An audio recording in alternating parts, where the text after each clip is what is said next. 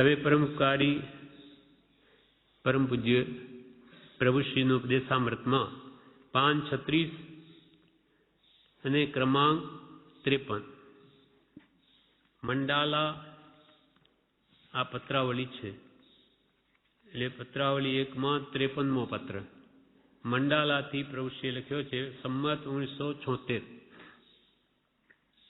એ પત્રમાં માત્ર એમણે દેવચંદ્રજી ના 2 સ્તવનોની 4 ગાથાઓ જ લખી છે. પહેલી 2 ગાથાઓ તો 11માં શ્રેયાંસનાથ ભગવાનના સ્તવનમાંથી લખી છે, દેવચંદ્રજી કૃત. પછી બીજી 2 ગાથાઓ તે વિમલનાથ ભગવાનના સ્તવનમાંથી 2 ગાથાઓ લખી, એ પણ દેવચંદ્રજીની કરેલી. બસ આ પત્રમાં બીજું કંઈ એમણે લખ્યું જ નથી. એમને આમાં વિશેષ ભાવ ભાસ્યો હતો તે કોઈ મુમુક્ષુને આ 4 ગાથાઓ લખી છે. એમાં કે છે વાલા પ્રભુ પ્રભુતા સંભારતા, વાલા પ્રભુ પ્રભુતા સંભારતા, ગાતા કરતા ગુણ ગ્રામ રે, ગાતા કરતા ગુણ ગ્રામ રે, વાલા સેવક સાધન તાવરે, વાલા સેવક સાધન તાવરે, નિજ સંવર પરિણતિ પામરે, નિજ સંવર પરિણતિ પામરે, મુનિ ચંદ જીણંદયા મંદ દીણંદ પરે, નિત્ય દીપતો સુખ કંદરે. દેવચંદ્રજી મહારાજે શ્રેયાંસનાથ ભગવાનમાં એમ કહ્યું કે જે પ્રભુ શુદ્ધ ચૈતન્ય સ્વભાવી પરમાત્મા તે પ્રભુના અનંત ગુણ ઐશ્વર્યને સંભાળતા, તે ગુણોની ગાયને સ્તુતિ કરતા, ગુણગ્રામ કરતા, સેવક એવો પ્રભુનો ભક્ત તે પોતાના શુદ્ધ આત્મ સ્વરૂપને પામી જાય છે. પ્રભુ પ્રભુતા સંભાળતા, પ્રભુની પ્રભુતા, પ્રભુતા એટલે શું? ઐશ્વર્ય. એ ભગવંતોને કયું ઐશ્વર્ય? શુદ્ધ આત્મ સ્વરૂપનું અનંત જ્ઞાન દર્શન સુખ વીર્ય એવા અનંત ગુણો જેને પ્રાપ્ત છે, એવું આત્મ ઐશ્વર્ય જેને પ્રાપ્ત છે, તો એવા ભગવાનોનું શુદ્ધ પરમાત્માઓનું શુદ્ધ ઐશ્વર્યને સંભાળવાથી અથવા ગાતા એમની અનંત શક્તિઓ ગુણો ને ગાવાથી એની સ્તુતિ કરવાથી ભાવથી, ગાતા કરતા ગુણ ગ્રામ કેના ગુણોનું ગ્રામ એટલે ભજન કરતા સેવક સાધનતા વરે. સેવક પણ, સેવક એટલે પ્રભુનો ભક્ત, તે પણ આત્મ સ્વરૂપને શુદ્ધ કરવાના સાધનને પામી પોતાની સંબર પરિણતિ એટલે સ્વભાવ રમણતાને પામી જાય છે.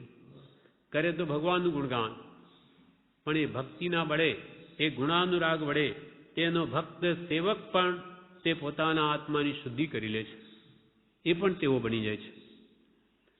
પ્રભુ પ્રભુતા સંભાળતા, ગાતા કરતા ગુણ ગ્રામ રે, સેવક સાધનતા વરે, નિજ સંવર પરિણતિ પામ. સેવક પણ તે પોતાના આત્મ સાધન ને શુદ્ધ કરવાના કારણભૂત સંવર પરિણતિ એટલે આવતા કર્મોને રોકી લે. પોતે પણ આશ્રમના દ્વાર બંધ કરી અને સંવર ભાવને પામી જાય છે. એવી ભગવાનના ગુણગ્રામમાં ભક્તિમાં ચમત્કૃતિ છે. પછી બીજી ગાથામાં કહે છે હે વાલા પ્રગટ તત્વતા ધ્યાવતા, નિજ તત્વનો ધ્યાતા થાય રે, વાલા તત્વ રમણ એકાગ્રતા, પૂર્ણ તત્વે એ સમાય રે, મુનિ ચંદ જીણંદય માંદ દીણંદ પરે, નિત્ય દીપતો સુખ કંદરે. પ્રગટ તત્વતા ધ્યાવતા, ભગવાન છે તે પ્રગટ તત્વ સ્વરૂપ છે. કેમ કે એમને એમનું શુદ્ધ સ્વરૂપ પ્રગટ છે. એવા પ્રગટ તત્વનું ધ્યાન કરવાથી, એટલે કે એમની આત્મ સંપદાનું ચિંતન કરવાથી પોતે પણ તેનું ધ્યાન કરનારો થઈ જાય છે, પોતે પણ સ્વરૂપનો ધ્યાતા બની જાય છે. પ્રગટ તત્વતા ધ્યાવતા નિજ તત્વનો ધ્યાતા થાય. એને ભગવાનના તત્વનું ચિંતન કરવાથી પોતાનું એવું શુદ્ધ પરમાત્મ પદ છે એનું પણ એ ધ્યાન કરતો થઈ જાય છે, એમાં રમણતા કરતો થઈ જાય. તત્વ રમણ એકાગ્રતા પૂર્ણ તત્વ એ સમાય રે. પછી અનુક્રમે તે ભવ્યાત્મા આત્મા તત્વમાં રમણતા કરી એકાગ્ર થતાં શ્રેણી માંડી અંતે પોતે પણ શુદ્ધ આત્મ સ્વરૂપને પામી જાય છે, પોતે પણ પરમાત્મા બની જાય છે. પ્રગટ તત્વતા ધ્યાવતા નિજ તત્વનો ધ્યાતા થાય રે. અને તત્વ રમણમાં એકાગ્રતા જ્યારે વધી ત્યારે પૂર્ણ તત્વ એ સમાય, એટલે કે શ્રેણી માંડી અને પોતે પણ શુદ્ધ આત્મ સ્વરૂપમાં સમાઈ જાય છે. એવા ભગવાન કેવા છે? મુનિઓમાં ચંદ્રમા સમાન, જીણંત જીનેશ્વર, અમન અત્યંત પુરુષાર્થી સ્વરૂપમાં રમણતા કરનારા. અથવા અમન એટલે અત્યંત પ્રકાશમાન અને દીણંદ એટલે સૂર્યની જેમ નિત્ય દેદીપ્યમાન છે. મુનિ ચંદ જીણંદય મંદ દીણંદ પરે નિત્ય દીપતો સુખ કંદરે. એવા ભગવાન તે સુખનો કંદ છે. આ પ્રમાણે બે ગાથાઓ, પછી બીજી બે ગાથાઓ છે વિમલનાથ ભગવાનની. તેમાં કહે છે, તાહરા શુદ્ધ સ્વભાવને જી આદરે ધરી બહુમાન તેહને તેહી જ નીપજેજી. એ કોઈ અદભુત તાન વિમલ જીન વિમલતા તાહરીજી. હે વિમલનાથ ભગવાન, આપની વિમલતા એટલે નિર્મળતા કેવી છે કે તારા શુદ્ધ સ્વભાવને આદરે ધરી બહુમાન. હે પ્રભુ, આપના શુદ્ધ સ્વભાવને જે ભવ્ય પ્રાણી બહુમાન પૂર્વક આદરે અર્થાત તેનું સ્મરણ કરે તેને પણ તે સ્વરૂપની પ્રાપ્તિ થઈ જાય છે. તેને તેહી જ નીપજેજી. એ કોઈ અદ્ભુતતા, એ કોઈ આશ્ચર્યકારક તત્વ છે કે ભગવાનના શુદ્ધ સ્વભાવનું બહુમાનપૂર્વક જે ધ્યાન કરે, એને ધ્યાવે, એને ભજે, એને સ્મરણમાં લાવે, તે આત્મા પણ તે સ્વરૂપને પ્રાપ્ત કરી લે છે. તાહરા શુદ્ધ સ્વભાવને જી આદરે ધરી બહુમાન તેહને તેહી જ નીપજેજી. એ કોઈ અદભુત તાન વિમલ જીન વિમલતા તાહરીજી. બીજી ગાથામાં કહે છે, તુમ પ્રભો તુમ તારક વિભોજી તુમ સમો અવરન કોઈ તુમ દર્શન થકી હું તર્યોજી. શુદ્ધ આલંબન હોય વિમલ જીન વિમલતા તાહરીજી. તુમ પ્રભુ તુમ તારક વિભુજી. દેવચંદ્રજી મહારાજ કહે છે કે હે ભગવાન, આ પ્રભુ તો તુમ તારક વિભુજી, તમે આ જગતના તારનારા સ્વામી છો, આખા જગતને તારી શકો છો. તુમ સમો અવર ન કોઈ, આપના જેવો આ જગતમાં બીજો કોઈ છે નહીં. કેમ કે વિતરાગ સમો દેવો ન ભૂતો ન ભવિષ્ય. ભૂતકાળમાં વિતરાગ સમાન કોઈ દેવ થયો નથી અને ભવિષ્યકાળમાં કોઈ થશે પણ નહીં. તુમ પ્રભુ તુમ તારક વિભુજી તુમ સમ અવરણ કોઈ તુમ દર્શન થકી હું તર્યોજી.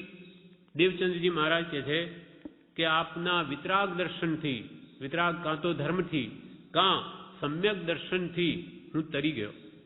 દેવચંદ્રજી મહારાજ કહે છે તુમ દર્શન થકી હું તર્યોજી. દર્શન એટલે ધર્મ, વિતરાગ ધર્મ કહો અથવા સમ્યક દર્શન કહો.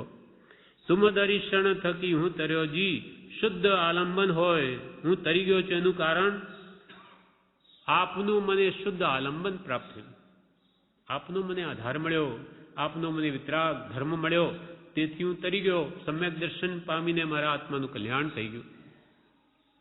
તુમ પ્રભુ તુમ તારક વિભોજી, તુમ સમોય વરણ કોઈ, તુમ દર્શન થકી હું તર્યો જી, શુદ્ધ આલંબન હોય વિમલ જીન વિમલતા તાહરી. જે ભગવાન આપની વિમલતા, પવિત્રતા, નિર્મલતા એ તો તાહરી જીવ. આપના જેવી કોની છે? સર્વોત્કૃષ્ટ વિમલતા આપની છે, પવિત્રતા, નિર્મળતા, શુદ્ધતા આપની જ છે. આ પ્રમાણે 4 ગાથાઓ પ્રભુશ્રીએ આ પત્રમાં માત્ર લખી. હવે આગળનો પત્ર છે 54મો. આ પત્ર લખેલો હતો ગિરધરભાઈ વેણીરામ કરીને ગયો છે, એના ઉપર એ પત્ર હતો. હવે 54મો પત્ર છે સનાવતથી પ્રભુશ્રી લખે છે સંમત 1976માં. આશ્રમનો પાયો પણ 76માં નખાયો. તેના પહેલા પ્રભુશ્રી સનાવત હતા, ત્યાંથી લખે છે દલપતભાઈ તથા અંબાલાલભાઈ આદિ કાવીઠા પ્રત્યે, ઇન્દોર પાસે છે. હા, એમાં પ્રભુશ્રી લખે છે સર્વ જીવ વેદની આદિ કર્મ સંયોગે સાતા સાતા ભોગવે છે અને હર્ષ શોક કરી કર્મ બંધન પાછા ઉપાર્જન કરે છે. પણ જે પુરુષો જ્ઞાની છે તે હર્ષ શોક કરતા નથી, તે સમભાવે વેદે છે. જગતના સર્વજીવો વેદનીય આદિ કર્મ સંયોગે, વેદનીય કર્મ કે કોઈ પણ કર્માંતરાય કર્મ કે બીજમોહનીય કર્મ ના સંયોગે જીવો સાતા સાતા ભોગવે છે. શુભ કર્મ બાંધ્યો હોય તો સાતા ભોગવે, અશુભ કર્મ બાંધ્યા હોય તો અસાતા ભોગવે. અને એ કર્મોને ભોગવતા હર્ષ શોક કરી કર્મ બંધન પાછા ઉપાર્જન કરે છે. જી કર્મો તો ભોગવે જ છે, પણ એ ભોગવતા પાછા નવો રાગદ્વેષ કરી, હર્ષ શોક રાજી થઈ કે દુઃખી થઈ, શોકિત થઈને પાછા નવા કર્મબંધ ઉપાર્જન કરી લે છે. એટલે કોઈ કાળે આ સંસારનો અંત આવતો જ નથી. અને હર્ષ શોક કરી કર્મબંધન પાછા ઉપાર્જન કરે છે. જી પણ જે પુરુષો જ્ઞાની છે તે હર્ષ શોક કરતા નથી. જ્ઞાની કે અજ્ઞાની જે સુખ દુઃખ રહિત ન કોઈ. જ્ઞાની પુરુષોએ કર્મ બાંધ્યા, એમની દુઃખનો ઉદય તો આવે. ભગવાન મહાવીરને કેવા કેવા કર્મ ઉદયમાં આવ્યા, ખીલા ઠોકાયા, પગમાં ખીરો રંધાઈ ગઈ, 6 મહિના સુધી સંગમે રાત દિવસ ભયંકર ઉપસર કર્યા. એટલે કર્મો તો ભગવાન છોડતા નથી. કૃપાલની પુત્રે લખ્યું છે અવિષમ ભાવીના અમને પણ અબંધપણા માટે બીજો કોઈ અધિકાર નથી. એટલે કે અમે પણ જો વિષમ ભાવ કરીએ, સમભાવ ન રાખીએ તો અમને પણ કર્મબંધન થશે જ. એ ન્યાય બધા માટે એક સરખો છે. પછી જ્ઞાની કે અજ્ઞાની સુખ દુઃખ રહિત ન કોઈ, પણ જ્ઞાની વેદે ધૈર્યથી, એટલે સમતા ભાવે જ્ઞાનીઓ કર્મને વિધિ લે, નવા અધ્યયથી નવા બાંધતા નથી. જ્યારે અજ્ઞાની વેદે રોય, રડતા વેદે, હર્ષોક કરીને વેદે. માટે શુભ હોય તો હર્ષ કરે અને દુઃખ આવે તો શોક કરે, માટે નવા કર્મ બાંધે છે. સર્વજીવ વેદની આદિ કર્મ સંયોગે સાતા સાતા ભોગવે છે અને હર્ષોક કરી કર્મનન પાછા ઉપાર્જન કરે છે. જી પણ જે પુરુષો જ્ઞાની છે તે હર્ષો કરતા નથી, સંભાવે વેદે છે. કારણ કે અનંત કાળ ચક્રથી આજી ઉદયાધીન સંયોગ વિયોગ આદિ કર્મ વિભાગ ભોગવતા કાળ વ્યતીત કરે છે. કે અનંત કાળથી અનંત કાળ ચક્ર પૂરા થઈ ગયા, તેમાં ઉદયાધીન આજીવ જેવા સંયોગ મળે કે વિયોગ થાય, તેમાં કર્મ વિપાક ભોગવે અને પાછા નવા બાંધતો સમય પસાર કરી રહ્યો છે. અને પરદ્રવ્યને મારું માની તેમાં પરિણમી ભ્રાંતિ પામી મોહાધીન થઈ મદિરા પીધાની પેઠે નિજ ભાવ ભૂલી પર ભાવમાં મને દુઃખ છે મને સુખ છે એ આદિ ઘણી મમતા અહંકાર આશા તૃષ્ણા ઈચ્છા વાંછા સંકલ્પ વિકલ્પ કરતો બંધનયુક્તથી અનાદિકાળથી મુક્ત થયો નથી. કે અનંત કાળ ચક્ર વ્યતીત થઈ ગયા.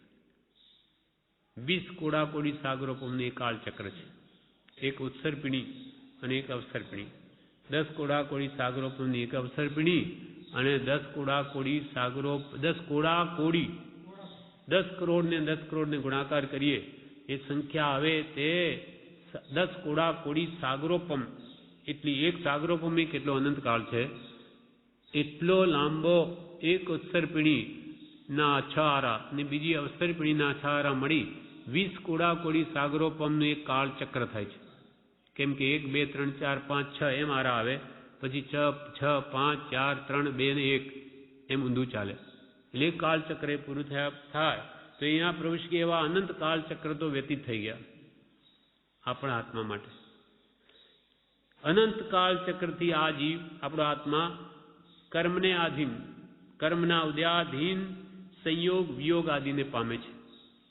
જેવા કર્મ બાંધ્યા તેવા સંયોગો મળે, પાછા વિયોગ થાય એનો, એટલે એમાં એક કર્મ વિપાક ભોગવે અને પાછા રાગ દ્વેષથી નવા બાંધી લે છે.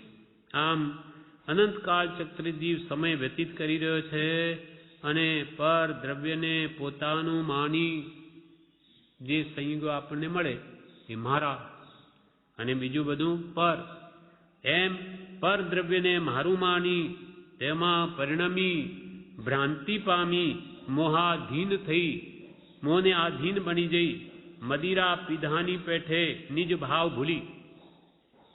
જેમ દારૂ પીધેલો માણસ પોતાનું ભાન ભૂલી જાય, પોતે કોણ છે એનું ભાન એને રહે નહીં.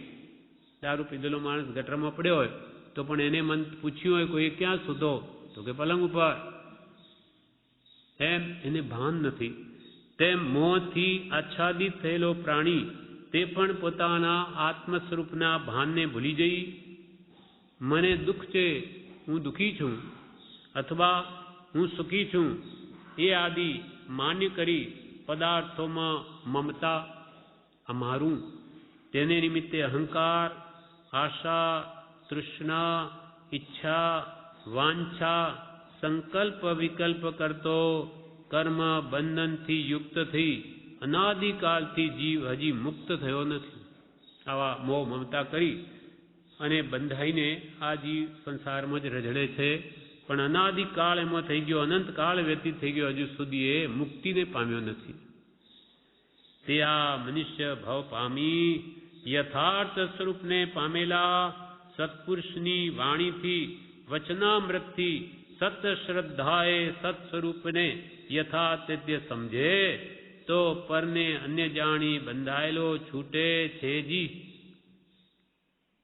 જે છતાં ભલે અનંતકાળથી રઝળ્યો પણ હવે એને માનવ દેહ મળ્યો છે, તેમાં પણ યથાર્થ સ્વરૂપને પામેલા એવા સત્પુરુષ મળ્યા છે. આપણા માટે કૃપાળુદેવ મળ્યા, પ્રભુશ્રીજી મળ્યા, આવા બ્રહ્મચારીજી મળ્યા, આવા આપણને બળ વધારનાર પુરુષો આજે મળ્યા છે. એમના વચનામૃતો તો આજે પ્રત્યક્ષ છે, એમની મુદ્રાઓ પણ પ્રત્યક્ષ છે, અને સત્સમાગમ પણ એવું આજે અહીં સ્થાપી ગયા. એટલે 3 વસ્તુથી આપણો ઉદ્ધાર થઈ શકે. અહો આશ્ચર્યકર, અહો શ્રી સત્પુરુષ કે વચનામૃતમ જગહિત કર. એક તો વચનામૃતથી આપણો ઉદ્ધાર થાય, બીજું મુદ્રા, વિતરાગ મુદ્રા, રાગદ્વેષ રહિત મુદ્રા. એવું આપણો આ આદર્શ છે, એવું આપણે થવું છે, રાગદ્વેષ રહિત. અને ત્રીજું સત્સમાગમ. સત્સમાગમ નાનીનો જોગ નથી તો કોનો કરવો? તો કે ભાઈ નાનીને તો જ્ઞાનીના આશ્રિતથી થઈ, નાનીને જ્ઞાનીના આશ્રિત બે મોક્ષ માર્ગમાં છે. તો તમે બધા કે ભેગા મળીને પ્રભુશ્રી કહે કૃપાળના વચનો વાંચો, વિચારો, તે સત્સંગ જ છે. તમે બધા ભેગા મળો તો કૃપાળદેવે શું કહ્યું? વાંચો, વિચારો, એ ભાવોને જાણો, સમજો અને દ્રઢ કરો અને તે પ્રમાણે વર્તો. એનું નામ જ જ્ઞાન દર્શન ચારિત્ર છે. અને સમ્યક દર્શન જ્ઞાન ચારિત્રાણી મોક્ષ માર્ગ. એટલે આપણને વચનામૃત આપ્યા. એટલે અહીંયા આગળ આ વચનામૃત મૂક્યું. અહોશ્રી સત્પુરુષ કે વચના એ પૂજ્ય છે. એક અપેક્ષાએ તો શાસ્ત્રોમાં એમ કહ્યું કે ભગવાનની વિતરાગ મુદ્રા કરતાં પણ એમના વચનો વધારે પૂજ્ય છે. અપેક્ષા એ વાત છે. કેમ કે જો વચનામૃત ન હોય તો મુદ્રા સંબંધી શું જાણો, કે સત્સંગ કે પુણ્ય કે પાપ કેવી રીતે જાણી શકો? એટલે એમનો વચનો છે એ એની મુદ્રા કરતો પણ વિશેષ પૂજ્ય છે. કેમ કે જે વચનો વડે એને એના મુદ્રાનું કે બધું જ ભાન થાય છે, સ્વરૂપનું વગેરે. એટલે વચનામૃતથી જ જીવનું કલ્યાણ થાય. એટલે સત્પુરુષના વચનામૃત, એમની વિતરાગ મુદ્રા, રાગદ્વેષ રહિત અને સત્સમાગમ. સત્પુરુષનો જો સમાગમ મળે તો સર્વોત્કૃષ્ટ છે, એમાં કોઈ બે મત નથી. પણ જ્યારે જ્ઞાની હાજર ન હોય, પરમ સત્સંગ એને કહેવાય, ત્યારે પછી બીજો આધાર આ સત્સંગનું ધામ. અહીંયા આવી યોજનાઓ કરી પ્રભુશ્રીએ કે જ્યાં રોજે 10 કલાક આમાં એ ભાગ ધારે તો લઈ શકે. અને સહેજે આમ રમત રમતમાં વિવિધ પ્રોગ્રામ જેમાં મૂકેલા છે નો કાળ પસાર થઈ જાય અને અશુભ કર્મ બહાને નહીં, શુદ્ધના લક્ષ્ય શુભમાં પ્રવૃત્તિને એનું કામ થઈ જાય. એટલે સત્સંગ ધામમાં આવી જોગવાઈ સહેજે બની આવી છે. એટલે પ્રભુશ્રી કહે છે, આવો મનુષ્ય ભવ પામી યથાર્થ સ્વરૂપને પામેલા સત્પુરુષની વાણીથી, વચનામૃતથી સત્શ્રદ્ધાએ એના પર શ્રદ્ધા કરી સત સ્વરૂપને હવે યથાર્થ સમજે. ભગવાન સત્પુરુષોના વચનો દ્વારા હવે આપણે આત્માના યથાર્થ સ્વરૂપને સમજીએ કે હું આ શરીર નહીં પણ હું આત્મા છું. યથાર્થ સ્વરૂપને સમજે તો પરને અન્ય જાણી બંધાયેલો છૂટે છે જી. હવે એના વચનોથી દેહથી ભિન્ન એવા પોતાનું સ્વરૂપ જાણી અને પર દેહાદિ પ્રત્યેનો રાગ છોડે તો કે છે બંધનથી છૂટી જાય છે. છૂટી જ શકે એમ છે, એવી જોગવાઈ છે. યથાતથ્ય હવે સત્પુરુષના વચનોથી શ્રદ્ધા કરી સમજે તો પરને અન્ય જાણી બંધાયેલો છૂટે છે જી. તેનો જે દ્રષ્ટાથી સંભાવે વેદે છે તે બંધનથી છૂટે છે જી. તેનો જે દ્રષ્ટા થઈ, નાતા દ્રષ્ટા થઈ જગતનો, જુએ જાણે આત્માનો સ્વભાવ છે, આમાં કોઈ દોષ નથી. એટલે કે દ્રષ્ટાથી અર્થાત રાગદ્વેષ મૂકી દઈ માત્ર જાણનાર જોનાર થઈ અને સંભાવે આવેલા કર્મના ઉદયને જે વેદે છે તે બંધનથી અવશ્ય છૂટે છે. તેનો જે દ્રષ્ટાથી સંભાવે વેદે છે તે બંધનથી છૂટે છે જી. હવે પરમ ઉપકારી પરમ પૂજ્ય પ્રભુશ્રીના ઉપદેશામૃતમાં પાનું 36 ક્રમાંક પત્રાંક 54 સનાવત સંમત 1976 એમાં પ્રભુશ્રી કહે, અનાદિકાલથી આ જીવને સત્પુરુષની એટલે સત્સ્વરૂપની અશાતના અભક્તિથી પરિભ્રમણ થયું છે જી. નિંદા કરી, દોષ દેખી અનંતા કર્મ ઉપાર્જન કરે છે. તેને બદલે આ જીવ જો પર દોષ ન દેખે અને ગુણ દેખે તો તેને કર્મ બંધ ન થાય. પ્રભુશ્રી કહે, અનાદિકાલથી આ જીવને એટલે આપણા આત્માએ સત્પુરુષની એના સત સ્વરૂપની શુદ્ધ ચૈતન્ય સ્વરૂપની આ સાધના કરી છે.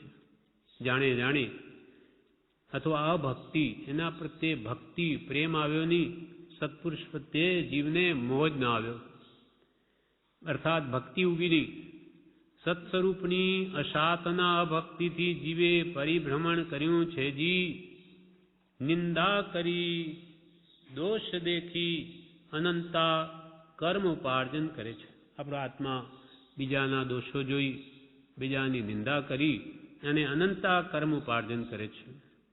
તેને બદલે આ જીવ જો પરદોષ ન દેખે અને ગુણ દેખે, બીજાના દોષ દેખીને સંસાર વધાર્યો, પણ હવે દોષ ન દેખતા પરના ગુણ દેખે તો તેને કર્મ બંધ ન થાય. કૃપાલદેવ તો કહે પર નિંદા એ સબળ પાપ માનવું, બળવાન પાપ છે. પરની નિંદા કરવી એમાં જ્ઞાનીનો ઉપદેશ નથી. એ તો કે નિંદા તારા દોષોની કર, બીજાના તો ગુણગ્રામ જ કર. ગુણ જોયો તો ગુણ મળશે, દોષ જોઈ તો બધામાં દોષ મળશે. કેમ કે મનુષ્ય પ્રાણી એ પાપ પુણ્ય લગભગ સમ થાય ત્યારે જ અહીંયા આવે છે. તો પછી એમાં તો દોષે છે અને ગુણે છે. જેવી દ્રષ્ટિ તેવી સૃષ્ટિ. તું ગુણ જોઈશ તો ગુણ મળશે, દોષ જોઈ તો દોષ મળશે. બંને છે વ્યક્તિમાં. અને સંપૂર્ણ ગુણનો ભંડાર હોય તો અહીંયા હોય જ નહીં, તો પછી મોક્ષમાં જ હોય. અને સંપૂર્ણ દોષથી યુક્ત હોય તો પણ અહીંયા ન હોય, તો એ નીચે હોય. એટલે ગુણ દોષ બે આપણામાં છે. હવે જેવી જેની દ્રષ્ટિ તેવું તેને દેખાય છે. એટલે પ્રભુશ્રી કે હવે દોષ ન દેખતા તેને બદલે આ જીવ જો પર દોષ ન દેખે ને ગુણ દેખે તો તેને કર્મ ન થાય. જીવને માન અને મોટાઈ બે જ પરિભ્રમણ કરાવે છે. માની એ બીજાના દોષ જુએ. ડાયો કોણ? હું. બીજા ડાયા નહીં, એટલે એમાં દોષ જુએ. જીવને માન અને મોટાઈ બે જ પરિભ્રમણ કરાવે છે. માના અધિક શત્રુ મહા. કૃપાલ કે આ માનને પહેલા મૂક્યું. માના અધિક શત્રુ મહા નિચ્છંદે ન મરાય. જાતા સદગુરુ શરણમાં અલ્પ પ્રયાસ થઈ જાય. એટલે એક સંત પુરુષે કહ્યું, ઉદયરત્ન સાધુ મુનિએ કહ્યું, રે જીવ માનન કીજીએ માને વિનયન આવે રે. વિનય વિના વિદ્યા નહીં તો કિમ સમકિત પાવે રે. રે જીવ માનન કીજીએ. રે જીવ માન ન કીજીએ. કેમ? તો કે માનથી તમને તમારા અંદર વિનય ગુણ ના આવે. અને વિનય વિના વિદ્યા નહીં, વિનય વગર વિદ્યા ન ચડે તો કિમ સમકિત પાવે, તો સમ્યક દર્શનને કેવી રીતે પામે? સત્પુરુષ પાસે આત્મવિદ્યા લેવી હોય તો એનો વિનય કરવો પડે. એટલે પહેલાં આપણે સભા મંડપમાં કે જીન મંદિરમાં પ્રવેશ કરતાં જ ભગવાનના ચરણમાં નમસ્કાર કરીએ, વિનય કરીએ છીએ કે હે ભગવાન, આપના તો ચરણ કમળ, જે આપણી લૌકિક ભાષામાં કનિષ્ઠ અંગ ગણાય, હલકામાં હલકું અંગ પગ, અને આ મારું માથું શ્રેષ્ઠ અંગ ગણાય માથું. મારું માથું આપના ચરણ કમલમાં નમાવું છું. એટલે કે આપ મહાન છો, હું તો અનંત દોષથી ભરેલો છું. એટલે મારા દોષ બધા નાશ પામે, એટલે હું આપનું શરણ સ્વીકારું છું. એ માન કશાય મૂકીને વિનય કરે તો જ વિદ્યા આવે. વિનય વિના વિદ્યા નહીં તો કિમ સમકિત પાવે રે. માટે રે જીવ માન ન કીજીએ. પ્રભુશ્રી કે જીવને માન અને મોટાઈ બે જ પરિભ્રમણ કરાવે છે. કૃપાલદેવે તો શું કહ્યું? જેટલા પૌદ્ગલિક મોટાઈ છે તેટલા હલકા સંભવે. જ્ઞાનીઓની દૃષ્ટિમાં તો પૌદ્ગલિક વસ્તુઓ મેળવીને પોતાને મોટા માને તેટલા જ જ્ઞાનીઓની દૃષ્ટિમાં તો તે હલકા છે. કેમ કે ખરેખર મોટા કોણ? જેનામાં આત્મિક ગુણો આવ્યા. જેમ કે આત્મજ્ઞાની મહાત્મા હોય, દિગંબર હોય, એની પાસે તો કંઈ ન મળે, એક દોરો પણ ન મળે. તેને ત્યાં 6 ખંડનો અધિપતિ ચક્રવર્તી જઈને એના પગમાં પડે. એને શું જોયું? તે કૃપાલદેવે આ વર્ણન કર્યું છે કે ત્યાં એણે જે આત્મિક ગુણો, જ્ઞાન, દર્શન, ચારિત્ર, ક્ષમા આદિ ગુણો પ્રગટાવ્યા એ ચક્રવર્તી નથી મેળવ્યા. એ તો બાય ઉપાધિ ભેળવી, એને સુખ ના આપે, જ્યારે એ કંઈ પણ નહીં હોવા છતાં સુખી છે. એમ આત્માના ગુણો જેને પ્રાપ્ત થયા તે જ મહાન છે. એટલે કહ્યું નીતિમાં, ગુણાહા પૂજા સ્થાનમ ગુણીષુ ન ચ લિંગ ન ચ વય. ગુણા પૂજાનું સ્થાન શું છે? ગુણ છે. ન ચ લિંગ, કે ભાઈ આ તો સ્ત્રીલિંગ છે કે આનો છે, સ્ત્રી છે કે આ તો પુરુષ છે કે આ બાળક છે, એ વય બી નથી જોવાતી. 8 વર્ષના વજ્રસ્વામી તે મહાન આચાર્ય બન્યા. 8 વર્ષની ઉંમરે આચાર્ય પદ આપ્યું તો એને વૃદ્ધો નમે, કેમ કે એનામાં એવા ગુણો હતા. એટલે વય બી કારણ નથી પણ ગુણ 8મા વર્ષના બાળકમાં હોય તો એ નમન યોગી છે. સ્ત્રી હોય કે પુરુષ, જે આત્મા શુદ્ધ સ્વભાવને પામ્યા અથવા ગુણોયુક્ત થયા તે સદા નમન યોગી છે. એટલે કહ્યું ગુણા પૂજા સ્થાનમ ગુણીશુ ન ચ લિંગ, લિંગ એટલે વેશ, ન ચ વય. જીવને માન અને મોટાઈ બે જ પરિભ્રમણ કરાવે છે. તે આત્માર્થી ભાવિક જીવાત્માએ ખ્યાલમાં રાખી પોતાના દોષ જોવા માટે પ્રભુશ્રી કહે જે આત્માર્થી છે, જેને આત્માનું કલ્યાણ કરવું છે, એ જીવોએ ખ્યાલમાં રાખી પોતાના દોષ જોવા. પોતાના દોષ જોવા, પરભણી દ્રષ્ટિ નહીં દેતા, પોતાના નિજ ભાવમાં સન્મુખ દ્રષ્ટિએ વિચારતા જોતા રાગ દ્વેષ મોહનો નાશ થાય છે. પરભણી દ્રષ્ટિ નહીં દેતા, બીજા જીવો પ્રત્યે દ્રષ્ટિ ના આપતા, પોતાના નિજ ભાવમાં સન્મુખ દ્રષ્ટિએ વિચારતા, સવળી બુદ્ધિથી વિચાર કરતા રાગ દ્વેષ મોહ એટલે અજ્ઞાનનો નાશ થાય છે. અને રાગ દ્વેષ અજ્ઞાન એ મુખ્ય કર્મણી ગ્રંથ થાય નિવૃત્તિ દેહતી તેજ મોક્ષનો પંથ. જે રાહ વડે, જે માર્ગ વડે રાગ દ્વેષને અજ્ઞાન નાશ પામે તે ધર્મને, તે સદાચારને તું સેવજે. એમ જોતા વિચારતા રાગ દ્વેષ મોહનો નાશ થાય છે. કારણ કે એગમ જાણી છે સર્વમ જાણી, એક આત્માને જાણતા તું સર્વને જાણીશ, એ મહાવાક્યનો આ જીવે વિચાર કર્યો નથી. કે આવું મહાવાક્ય કે એક આત્માને જાણતા સર્વ લોકાલોકને જાણીશ, અને સર્વ જાણવાનું ફળ પણ એક આત્મ પ્રાપ્તિ છે. આત્માને ઓળખવો છે માટે બધું જાણવું છે. તો એગમ જાણી છે સર્વમ જાણી એ મહાવાક્યનો આ જીવે વિચાર કર્યો નથી. એક સમયે બે ક્રિયા થતી નથી. ઉપયોગ એ ધર્મ છે. આપણો જે ઉપયોગ, જ્ઞાન ઉપયોગ દર્શન, જે જાણવાની આપણી વૃત્તિ છે એ આપણી ચિત્તવૃત્તિ એક જ ઠેકાણે રહી શકે. કાં તો ધર્મમાં રાખે કે કર્મમાં રાખે, બે સાથે ન રહે. એટલે અહીંયા કહ્યું એક સમયે બે ક્રિયા થતી નથી. ઉપયોગ એ ધર્મ છે, તે સદાય તેવી ક્રિયા કર્તવ્ય છે. જી તમારો આત્મ ઉપયોગ, આત્મ સાધના કરે એમ કર્તવ્ય છે, સંસારના વિષયોને તજીને. બીજી બાધક છે, બીજો સંસારમાં ઉપયોગ રાખશે તે બાધક છે. સમ્યક દ્રષ્ટિવંત સર્વ અવળાનું સવણું કરે એ વિચારવા જેવું છે. જેની દ્રષ્ટિ સમ્યક થઈ ગઈ, સવળી થઈ ગઈ, જ્ઞાની પુરુષના બોધના આધારે વિચાર તો થઈ ગયો, તે અવળાનું પણ સવણું કરે. એને કોઈ વઢે તો પણ કે સારું થયું, મારા એટલા કર્મ નિર્જરા, સારું થયું, મારી પરીક્ષા થઈ. એમ કોઈ પણ હોય જેની દ્રષ્ટિ જ્ઞાની પુરુષના બોધા આધારે કંઈ સમજ્યો હોય, સમ્યક દ્રષ્ટિવંત સર્વ અવળાનું સવણું કરે. એને કે જે મારી પણ નાખે તો પણ કે છે મારા પૂર્વનું દેણું પત્યું, એ મારા આત્માને કંઈ એણી ન શકે. એમ સમ્યક દ્રષ્ટિવંત સર્વ અવળાનું સવણું કરે વિચારવા જેવું છે. જગત આત્મરૂપ જોવામાં આવે, જે થાય તે યોગ્ય જ માનવામાં આવે, પરના દોષ જોવામાં ન આવે, પોતાના ગુણનું ઉત્કૃષ્ટ પણ સહન કરવામાં આવે, તો જ આ સંસારમાં રહેવું યોગ્ય છે. એ સત્પુરુષના વચન વિચારવા યોગ્ય છે. સમકિત દ્રષ્ટિને સર્વે સવણું છે. જી પ્રભુશ્રી કહે આ કૃપાલના વચનો છે.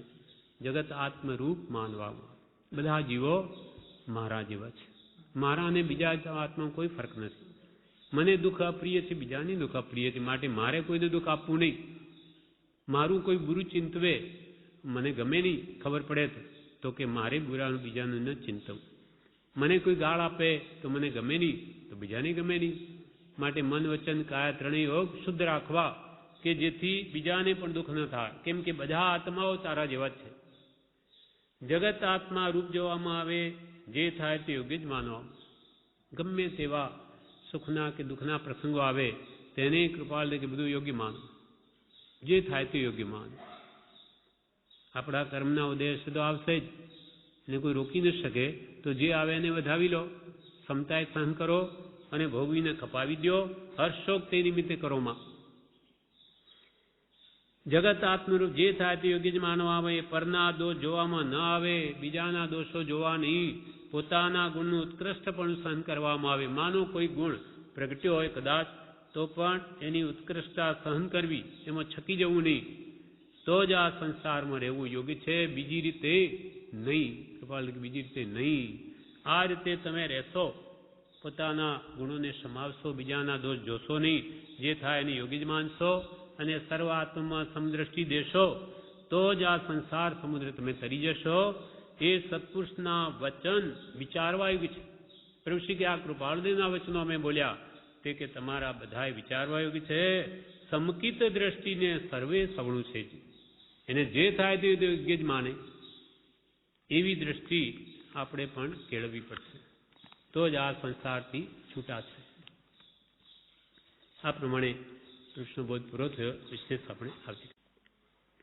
હે પરમકારી પરમ પૂજ્ય પ્રભુશ્રીના ઉપદેશામૃતમાં પાનું 37 પત્રાંક 54 તેનો અડધો ભાગ આપણે કાલે વાંચ્યો. એમાં છેલ્લી પ્રભુશ્રીજીએ 6 ગાથાઓ લખી છે. તે બીજા ગ્રંથોમાંથી તે આપણે વાંચીએ છીએ. નિજપણ જે ભૂલે નહીં, ફૂલે બની સિરદાર, તે મૂલ્ય નહીં પામીએ જે અમૂલ્ય આધાર. નિજપણ જે ભૂલે નહીં, પણ એટલે પ્રણ, પ્રણ એટલે પ્રતિજ્ઞા. જે પોતાની કરેલી પ્રતિજ્ઞાને ભૂલે નહીં, તે કંઈ પણ એને આત્મહિતને માટે પ્રતિજ્ઞાઓ કરી હોય તેને ભૂલે નહીં. નિજ પણ જે ભૂલે નહીં. આપણા માટે સપ્તવ્યસન ત્યાગ વગેરે, આજ્ઞા ભક્તિ વગેરે જે કંઈ પણ લીધું હોય, મંત્ર સ્મરણ છપદનો પત્ર આત્મસિદ્ધિ કે બીજું પણ કંઈ વાંચન વિચારનો નિયમ લીધો હોય તે ભૂલે નહીં. નિજ પણ એટલે પ્રણ, પ્રતિજ્ઞાને ભૂલે નહીં. ફૂલે ન બની સરદાર, સરદાર સરદાર બની સત્તા હાથમાં આવી જાય તો પણ તે ફૂલાઈ જાય નહીં કે હવે તો હું મોટો બની ગયો, એનો અહંકાર લાવે નહીં. ફૂલે ન બની સરદાર, સરદાર બની જઈને પણ તે ફૂલી ન જાય, ફૂલાઈ ન જાય. તે મૂલ્ય નહીં પામીએ. જે પ્રતિજ્ઞા આપણે કરી છે તે પ્રતિજ્ઞાનું પાલન તે મૂલ્ય વડે પમાતું નથી. કે ભાઈ આ તમને 5000 રૂપિયા આપી દઉં, આ મારી જે પ્રતિજ્ઞા મેં કરી તમે પાળજો, એમ કંઈ બને નહીં.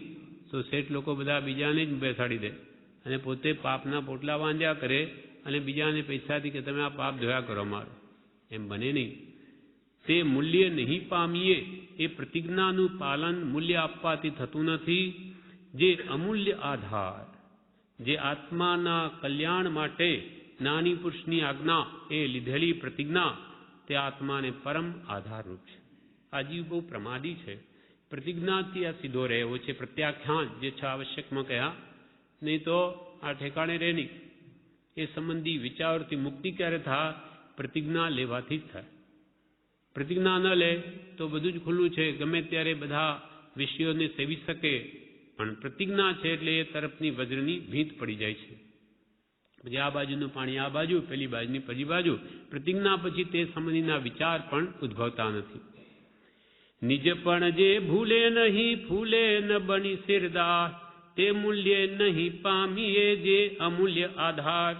હવે બીજી ગાથા કે છે, સેવાથી સદગુરુ કૃપા, ગુરુ કૃપાથી જ્ઞાન, જ્ઞાન હિમાલય સબ ગળે, શેષે સ્વરૂપ નિર્વાણ. સેવાથી સદગુરુ કૃપા.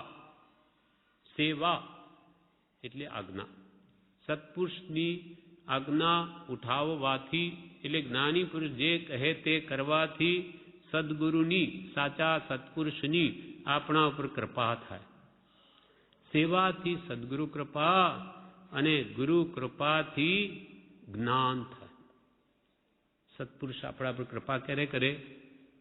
કે આપણા અંદર ત્યાગ, વૈરાગ્ય, ઉપશમ, ભક્તિ એટલા ગુણો સાચા અર્થમાં પ્રગટ્યા હોય તો, આપણા ક્રોધમાન માયાલોભ ઉપશમ્યા હોય અને સાચો અંતર ત્યાગ, અંતરથી વસ્તુનો ત્યાગ તરફ લક્ષ્ય હોય, અને વૈરાગ્ય ભાવ હોય, સંસાર પ્રત્યે વિરક્ત ભાવ હોય, આસક્તિ હોય નહીં, અને સત્પુરુષના ગુણો પ્રત્યે ભક્તિ હોય તો જ સત્પુરુષની આપણા પર કૃપા થાય. એમ સેવાથી સદગુરુ કૃપા અને ગુરુ કૃપાથી જ્ઞાન થાય, આત્માનું જ્ઞાન થાય, આત્માનું ભાન થાય. અને એ જ્ઞાન શું કરે તો કે જ્ઞાન હિમાલય જેવું છે, બધા પાપને ગાળી નાખે. જ્ઞાન હિમાલય સબ ગળે, પછી શું રહે? બધા પાપને કે કર્મોને જ્યારે સત્પુરુષ દ્વારા મળેલું જ્ઞાન, આત્મજ્ઞાન એ બધું ગાળી નાખે ત્યારે રહે શું? મોક્ષ. શે સ્વરૂપ નિર્વાણ. પછી શેષ શું રહે? સ્વરૂપ, શુદ્ધ સ્વરૂપ. તે નિર્વાણ પ્રત્યે લઈ જાય, મોક્ષે લઈ જાય. સેવાથી સદગુરુ કૃપા, ગુરુ કૃપાથી જ્ઞાન, જ્ઞાન હિમાલય સબ ગળે, શે સ્વરૂપ નિર્વાણ. એ સંકલના સિદ્ધિની કહી સંક્ષેપે સાવ, વિસ્તારે સુવિચારતા પ્રગટે પરમ પ્રભાવ. એ આખી સંકલના જે ગુરુ આજ્ઞાથી મોક્ષની શરૂઆત છે તે ઠેઠ મોક્ષે પહોંચાડી દે, એ જે સંકલના તે સિદ્ધિની છે, આત્મસિદ્ધિની છે. એટલે આત્મ પ્રાપ્તિ કરવાની એ સંકલના છે. કહી સંક્ષેપે સાવ, અત્રે સાવ સંક્ષેપમાં આ વાત કરી છે. કેમ કે જ્ઞાનીને આજ્ઞાનું આરાધન તે કરી શકે કે જે એક નિષ્ઠાએ તન, મન, ધન ની આસક્તિનો ત્યાગ કરી તેની ભક્તિમાં જોડાય કે આજ્ઞામાં જોડાય, ત્યારે જ તે સતને પામી શકે. એ સંકલના સિદ્ધિની કહી સંક્ષેપે સાવ, વિસ્તારે સુવિચારતા, સુવિચારપણે અને વિસ્તારથી વિચારતા, પ્રગટે પરમ પ્રભાવ. એનો જે પરમ ઉત્કૃષ્ટ પ્રભાવ છે એ કે તમારા અંદર પ્રગટ થશે. જે કે આ સંકલ્પના કહી ગુરુ આજ્ઞાથી શરૂ કરો, એના કહ્યા પ્રમાણે વર્તો. જ્ઞાનીની એક આરાધના, એક આજ્ઞા આરાધતા અનેક વિધ કલ્યાણ છે. જેમ એક વરસાદ થવાથી વનસ્પતિ હજારો ઉગી નીકળે, વરસાદ એક બધે લીલી ઘાસ જે બિયા અંદર પડેલા જ બીજ કે ઉગી નીકળે, તેમ જ્ઞાનીની એક આજ્ઞા આરાધતા અનેક વિધ કલ્યાણ છે. એ સંકલના સિદ્ધિની કઈ સંક્ષેપે સાવ, વિસ્તારે સુવિચારતા પ્રગટે પરમ પ્રભાવ. હવે આગળની બીજી ગાથાઓ કહે છે.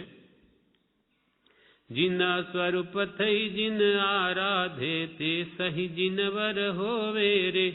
ભ્રંગી લિકાને ચટકાવે, તે ભ્રંગી જગ જોવે રે. સ્તવનની ગાથાઓ પ્રભુશ્રીએ ટાંકી છે. જીન સ્વરૂપ થઈ જીન આરાધે, તે સહી જીનવર હોવે. જીન સ્વરૂપ એટલે સમ્યક દ્રષ્ટિરૂપ જીન સ્વરૂપને પામી જે ભવ્યાત્મા જીન દેવની આરાધના કરે છે, તે પુરુષ પોતે નક્કી જીન સ્વરૂપને પામે છે.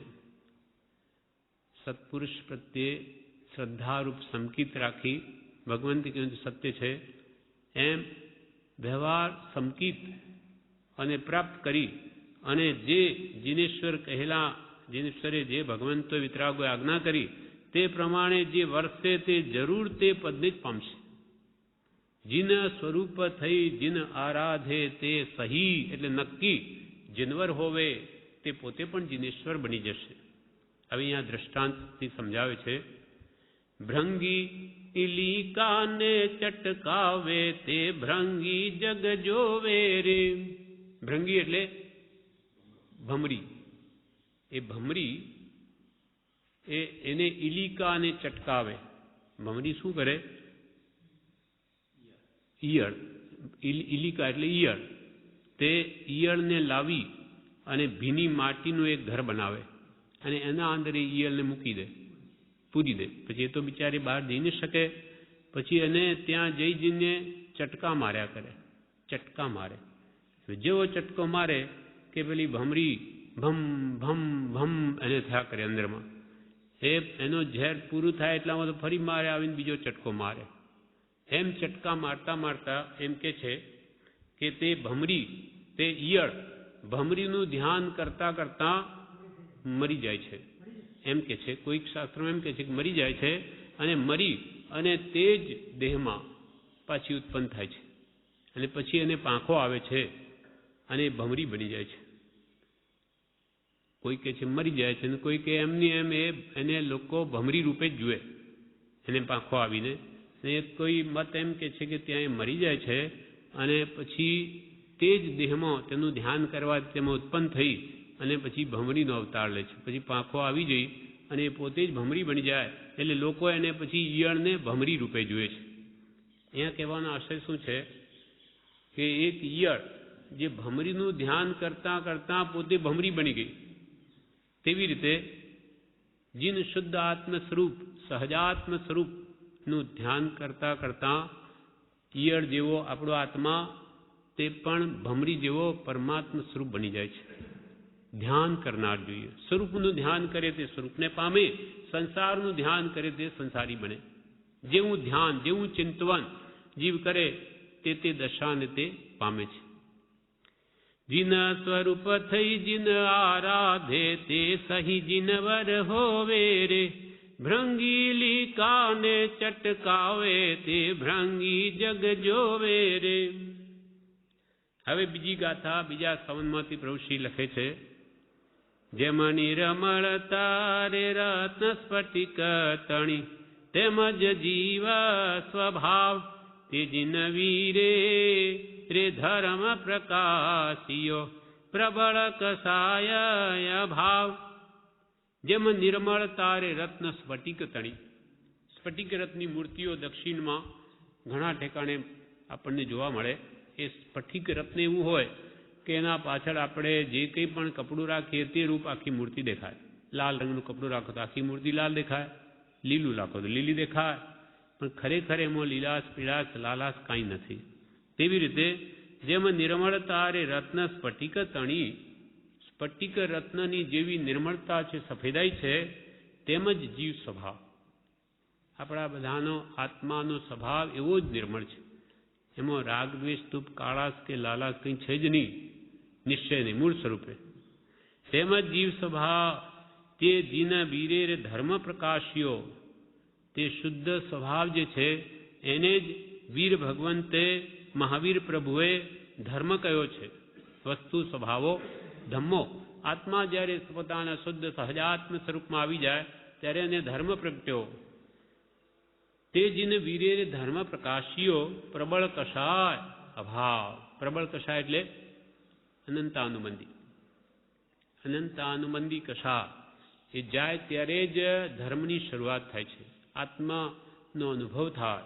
એટલે કે છે કે ત્યાં પ્રબળ કષાયનો જ્યાં અભાવ થયો ત્યાં જ જીનેશ્વર ભગવંતોએ ધર્મની શરૂઆત કહી છે. સમ્યક દર્શન પછી એટલે સમ્યકથી સંકિત પામ્યો અને અનંતાનુબંધી ગયા એટલે બસ તો એ ધર્મની શરૂઆત ત્યાં થઈ ગઈ. અને મૂળ તો આત્માનો સ્વભાવ પરમાત્મા સ્વરૂપ શુદ્ધ ચૈતન્ય સ્વરૂપ સંપૂર્ણ શુદ્ધ સ્ફટિક જેવો છે.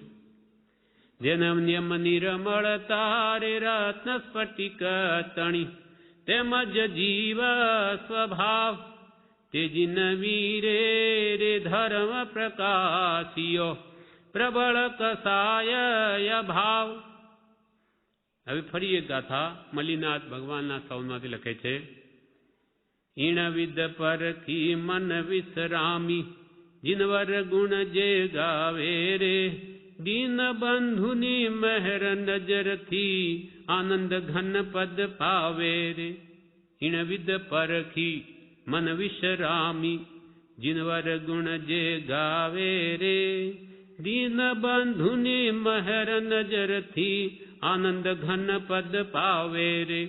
ઈણવિદ પરખી, આ રીતે 18 દૂષણ રહિત દેવને પરખી ભગવાન તીર્થંકરો 18 દોષથી રહે છે. એમ ઇનવિદ પરખી મન વિશ્રામી એટલે એમની પરીક્ષા કરીને વિતરાગોની અને મનને વિશ્રાંતિ પમાડનારા એવા જીનવરના ગુણને જે ગાવે. ઇનવિદ પરખી મન વિશ્રામી, મનને વિશ્રાંતિ આપનારા એવા જીનવર ગુણ જે ગાવે, એવા જીનેશ્વરના ગુણોને જે ગાવે તે દિન બંધુની મહેર નજરથી આનંદ ઘન પદ પાવે. જેવા જીનવરના ગુણને ગાવે તે ભવ્યાત્મા દીનબંધુ એટલે ગરીબોના બેલી એવા શ્રી જીનેશ્વર ભગવાનની મહિર નજર એટલે કૃપા દ્રષ્ટિથી અતિન્દ્રિય એવા આનંદ ઘન સ્વરૂપ મોક્ષ સુખને તે પામે છે. ઈણ વિદ પરખી મન વિસરામી જીનવર ગુણ જે ગાવે રે દીનબંધુની મહેર નજરથી આનંદ ઘન પદ પાવે રે. હો મલ્લીજી ન એ અબસો ભાસારી. અસલ રાગ તેનો આ છે.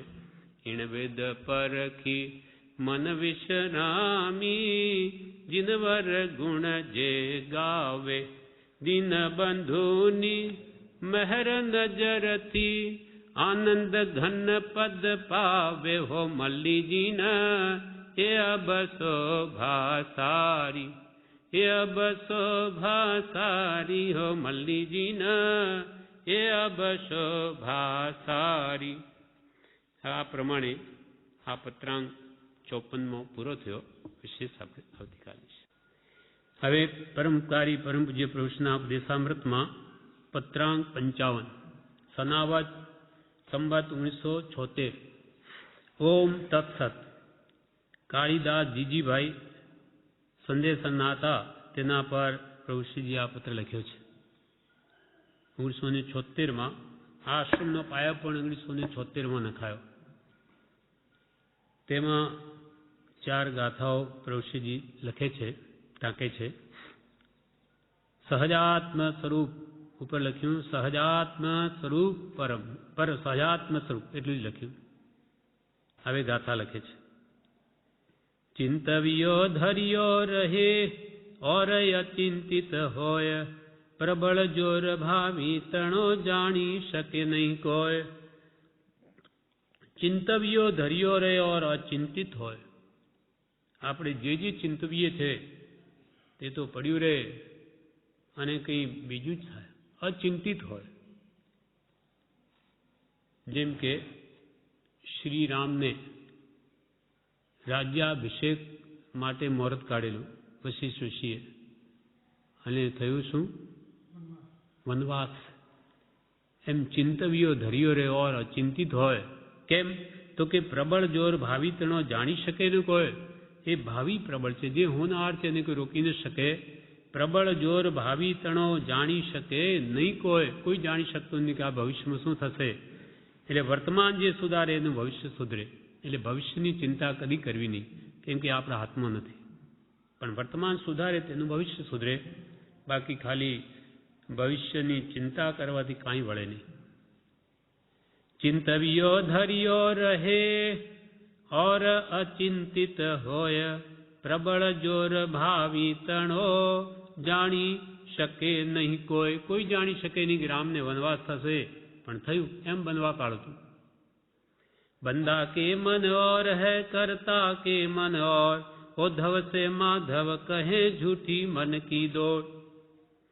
બંદા કે મન ઓર હૈ, ખુદા કા બંદા અથવા કોઈ પણ મુમુક્ષુ આત્માર્થીના જીવમાં કંઈ હોય અને કરતા કે મન ઓર. કરતા એટલે આપણે પ્રારબ્ધ લેવું. ઈશ્વર કરતા છે નહીં. આપણા પ્રારબ્ધમાં કંઈ બીજું લખ્યું હોય અને આપણે તો આપણું બધું સારું જ ઈચ્છતા હોય, પણ પ્રારબ્ધમાં નહીં હોય તો મળે નહીં. બંદા કે મન ઓર હૈ કરતા કે મન ઓર ઓધવ સે માધવ કહે झूठी मन की दौड़.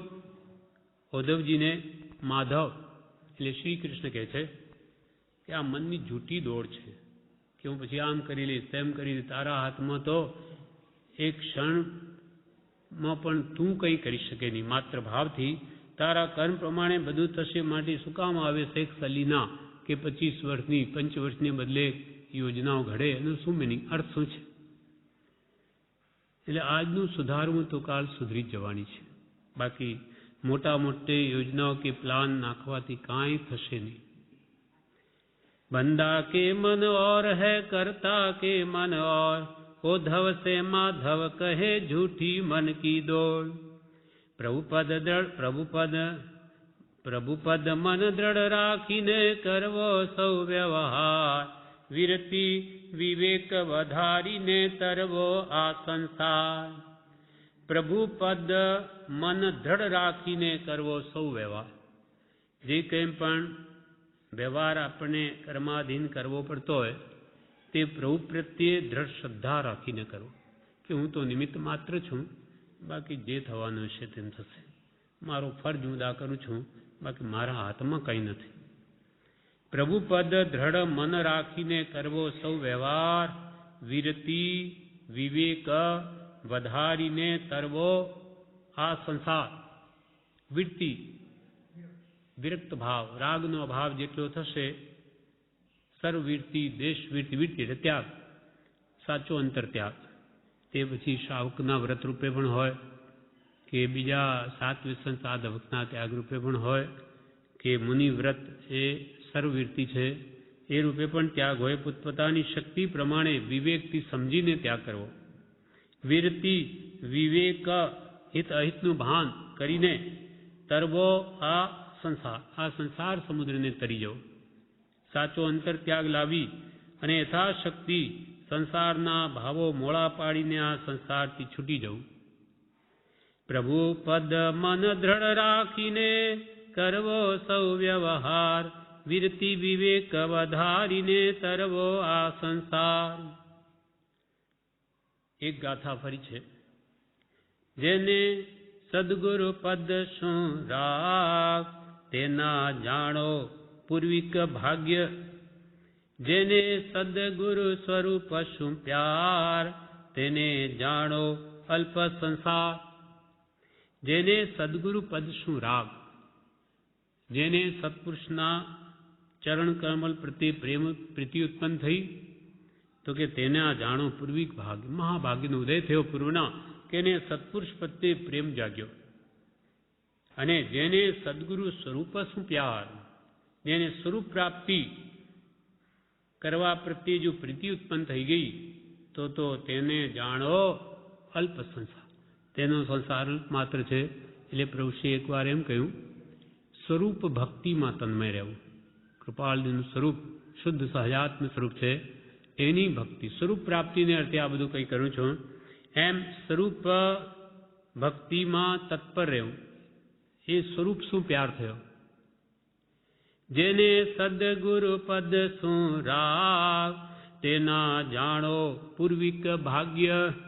જેને સદગુરુ સ્વરૂપ શું પ્યાર, તેને જાણો અલ્પ સંસાર. તેનો સંસાર અલ્પ માત્ર રહ્યો એમ જાણો.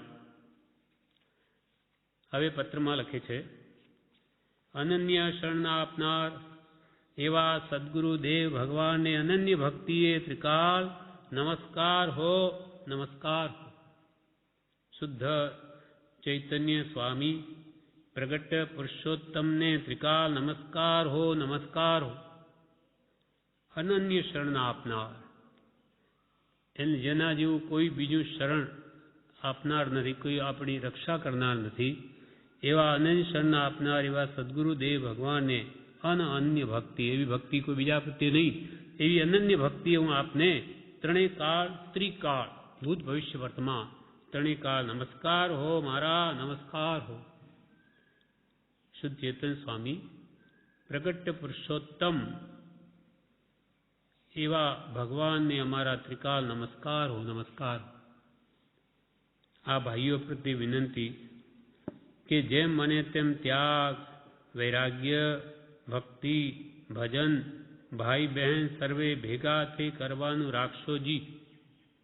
પ્રભુશ્રી કહે છે, આપણને કહે છે, હવે એમને કહો કે આપણે બધા માટે એમનો તો ઉપદેશ એક જ છે. પ્રભુશ્રી લખે છે કે જેમ મને તેમ તમે બધા ભાઈઓ, આપને વિનંતી છે બધાને કે બધા ભાઈઓ જેમ ત્યાગ પ્રત્યે સાચો અંતરનો, સંસારના પદાર્થો પ્રત્યે વિરક્ત ભાવ આવે, વૈરાગ્ય પ્રત્યે, સત્પુરુષના ગુણોમાં ભક્તિ પ્રત્યે એના ભજન ભક્તિ કરો, એમાં તમે સર્વે ભાઈઓ ભેગા થઈને આ કરવાનું રાખશોજી. એમાં તમારું હિત છે. જન્મ જરા મરણ વ્યાધિ પીડા ત્રિબિતાપથી આખો લોક બળ્યા કરે છે. જન્મ જરા મરણ વ્યાધિ પીડા ત્રિવિધ તાપથી આખો લોક બળ્યા કરે છે. સ્વપ્નવત સંસાર છે જી, તેમાં કાંઈ સાર છે નહીં, ફક્ત આજી પૂર્વના બાંધ્યા કર્મ ભોગવે છે જી. કૌશિક આ સંસારમાં શું છે તો કે જન્મ જરા ને મૃત્યુ મુખ્ય દુઃખના હેતુ. કારણ તેના બે કયા? રાગ દ્વેષ અણહેતુ. નકામા આ જીવ રાગ દ્વેષ કર્યા કરે છે, એથી એને નિરંતર કર્મ બંધ થયા જ કરે છે. જન્મ જરા મરણ વ્યાધિ રોગ પીડા ત્રિવિધ તાપથી આખો લોક બળ્યા કરે છે. આદિ વ્યાધિની ઉપાધિ, અનેક માનસિક ચિંતાઓ ઉપાધિઓ અને આધિ અને વ્યાધિ શારીરિક દુઃખોથી જીવો બળ્યા જ કરે છે. સ્વપ્નવત સંસાર છે જીવ. આ સપના જેવો સંસાર છે. સપનામાં જોઈ લો, જ્યારે જાગીએ ત્યારે કાંઈ નથી, બધું ફોક. તેમાં આપણે આ બધું સપના જેવું છે. 5, 25, 50 વર્ષે આમાંની કાંઈ નહીં હોય, બધું નાશ પામી જશે. પૂર્વે આપણા જેવા ઘણા બાપ દાદો ગયા, બધું ગયું. એમ બધું સ્વપ્નવત છે જીવ, તેમાં કાંઈ સાર છે નહીં. આ સંસારમાં કોઈ સાર નથી. ફક્ત આ જીવ પૂરના બાંધ્યા કર્મ ભોગવે છે જીવ. પૂર્વે આપણે જેવા કર્મ બાંધ્યા તેના ફળ માત્ર તે ભોગવીએ છીએ. તેમાં ફરીથી રાગ દ્વેષ કરી ફરી કર્મ ન બંધાય તેમ કર્તવ્ય છે જી. કે જે ફરી રાગ દ્વેષ કરીને તમને કર્મ ન બંધાય એમ જ કરવાયું છે. જીવને તૃષ્ણા છે તે દુઃખદાયક છે જી. જીવને તૃષ્ણા છે તે દુઃખદાયક છે જી. તેથી વધી ઘટે વધે ઘટે તેમ છે નહીં. જીવને જે તૃષ્ણા છે વિશેષ મેળવવાની આકાંક્ષા, તેથી કે કોઈ સંપત્તિ વધશે નહીં અને ઘટશે પણ નહીં, તમારા પુણ્ય પ્રમાણે રહેશે. માટે તૃષ્ણા કરો નહીં. કેમ કે કૃપાલને કીધું જન્મ મરણ કોના છે? જે તૃષ્ણા રાખે છે તેના જન્મ મરણ વધારે છે. જે પૂર્વના પુણ્યના ઉદે શાતા લાભ અલાભ જોવામાં આવે છે તે પોતાના થતા નથી. જીવ કલ્પના કરીને બંધન કરે છે. લાભ અલાભ જોવામાં આવે છે તે પોતાના થતા નથી. જીવ કલ્પના કરીને બંધન કરે છે. માટે જીવે સમભાવ રાખી સમતાએ શાંત ભાવ થાય તેમ કર્તવ્ય છે જી. ખેદ કરવા જેવું કાંઈ છે નહીં. માટે સમતા ભાવ રાખી જેવા કર્મોદયમાં આવે તેને ભોગવવા સહન કરવા, પણ ખેદ કરવો નહીં. માટે જીવે સમભાવ રાખી સમતાએ શાંત ભાવ થાય તેમ કર્તવ્ય છે જી. ખેદ કરવા જેવું કાંઈ છે નહીં. મુરબ્બી જીજીભાઈ આદિ સર્વને ભલામણ છે જી. જેમ મને તેમ આત્મહિત થાય તેમ કર્તવ્ય છે જી. જેમ બને તેમ કોઈ રીતે પણ આપણા આત્માનું કલ્યાણ થાય બસ તેમ કરવાયું છે. બાકી બધું મિથ્યા છે. બાકી બધું ભૂલી જવા જેવું છે. બનનાર તે ફરનાર નહીં ને ફરનાર તે બનનાર નહીં. ધીરજ કરી સમતા ભાવે સમાધિ મરણ થાય તેમ દિન પ્રત્યે ચિંતવન રાખશો જી. પ્રભુશ્રી કહે તમે લાખ વિચારો કરો પણ થવાનો છે તે જ થશે. બનનાર તે ફરનાર નથી ને ફરનાર તે બનનાર નથી. એટલે કહ્યું તું લાખ કરે ચતુરાઈ કર્મ કે લેખ મીટે નારે ભાઈ. હું કે બહુ ચતુરાઈ કરીને મારા કર્મને ખસેડી દઉં, લાખ હોશિયારી કરે તો પણ તારા બાંધેલા કર્મો આમ ખસે નહીં. પણ વિશેષ ધર્મારાધના વિશેષ પશ્ચાતાપ વગેરે કરે તો આમાં ફરક પડી શકે. બાકી તો હોશિયારી કરીને આમાં બીજી રીતે કોઈ એને કાઢવા જાય કદી ઓછા ન થાય. એટલે કૃપાલદેવ કહ્યું છે નહીં બીજા મહાત્મા કહ્યું પૂજામાં આવે બંધ સમય ચિત્ત ચેતીએ રે સૌદયે સંતાપ સલુણા. કર્મના બંધ કરતા વખતે જાગૃત રહો. પછી તમે કર્મ બંધાઈ જાય ને પછી ગમે એટલો પશ્ચાતાપ કરો પણ રડતા પણ એ છૂટે નહીં. એટલે બંધ સમય ચિત્ત ચેતી રે ઉદેશ હો સંતાપ. કર્મ ઉદયમાં આવ્યા પછી સંતાપ કરી શું વળે? બાદતા જ વિચાર કરો. એટલે કૃપાલદેવ પણ કહ્યું, જો કર્મ ઉદય બેતા જો સોચ કરો છો તો હવે એ પણ ધ્યાન રાખો કે નવા બાંધતા પરિણામે તેવા તો બંધાતા નથી, કે આ દુઃખ મને ગમતું નથી તો વળી હું એવા કામો તો નથી કરતો કે જેનું ફળ દુઃખ જ આવશે. એ હવે ધ્યાન રાખો. अब पछताए होत क्या जब चिड़िया चुग गई खेत. આખી ચીડિયાઓ કે આ ટીડો આવીને બધું આખું ખેતર સાફ કરી દે પછી પછતાવો કરી શું વળે? એના પહેલાં જે એની રક્ષાના ઉપાય કરવા કરી લેવા, પણ બધું પતી ગયા પછી ચિંતાનું શું થાય? એટલે હંમેશા કે જે પાપ બાંધતા જાગ્રત રહો, નહીં તો એ પછી રડતા ન છૂટે. એટલે પ્રભુશ્રી કે બનનાર તે ફરનાર નહીં ને ફરનાર તે બનનાર નહીં, માટે ધીરજ ધરી સમતા ભાવે સમાધિ મરણ થાય તેમ દિન પ્રત્યે ચિંતવન રાખશોજી. પણ આપણું સમાધિ મરણ કેમ થાય? મરણ બધાનું થવાનું છે. સમતા ભાવે મારો દેહ છૂટે કોઈ પણ ખેદ ચિંતા કર્યા વગર એ કેવી રીતે સાધના થાય એનું ચિંતવન રાખશો. આ મોટી કમાણી છે.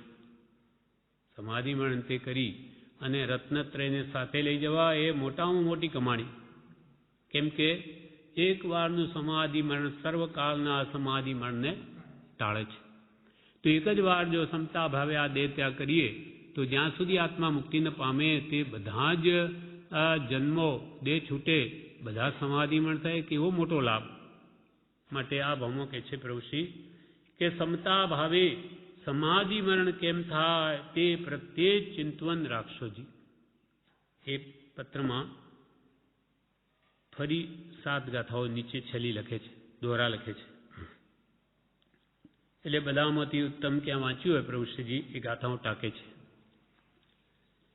ધીરે ધીરે રાવતા ધીરે સબ કુછ હોય, માળી સિંચે 100 ગણા ઋત્વિણ ફળ નવ હોય.